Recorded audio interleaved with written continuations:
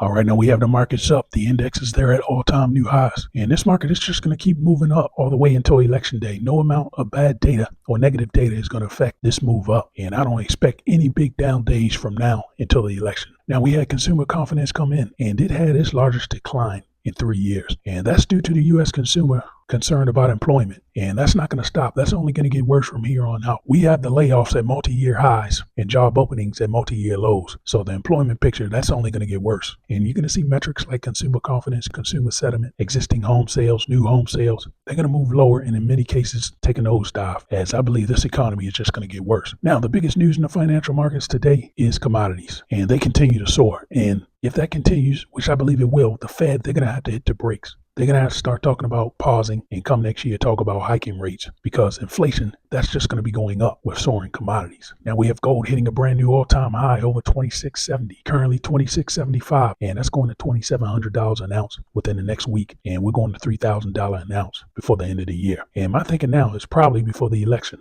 Now, we had silver pause for 1 day, but it's resuming its super breakout mode. And that metal was up more than $1.25 to $32.25 an ounce. And we're going to $34 an ounce in the next few weeks. And this metal is going to $40 an ounce in the next year. And you better own some. Now, despite their moves, the biggest move is copper. And that's up 3 1/3%, $4.50 a pound. And I'm shaking my head. This metal was up 40 cents in the last month. And copper is used in a lot of components. And that's going to drive up the cost on the factory floor. That's going to mean the U.S. consumer, they're going to pay for higher priced products on store shelves. Now, as a reminder, in the last 30 years, copper is a metal that would only move 2 or maybe 3 cents in a day. And currently this metal is up 15 cents today. Now, in agricultural commodities, we're continuing to see money flow there. And again, right now, the Fed's telephones have to be ringing off the hook. And someone's got to be telling them, hey, are you looking at commodities? So the Fed, they're going to have to dial back some of their rate cut rhetoric, because if not, you're going to see commodities soar and we're going to be back at square one, battling high inflation. And that's going to be bad news because there are no stimulus checks. The U.S. consumer, they've depleted their savings. So if we go back to all-time highs in the commodities market, all-time high inflation, the U.S. consumer, this is going to be a knockout blow. And it's going to be no getting up from this one. Now, this market's green, and we'll see if it stays green. This quick stock market commentary, please like and subscribe.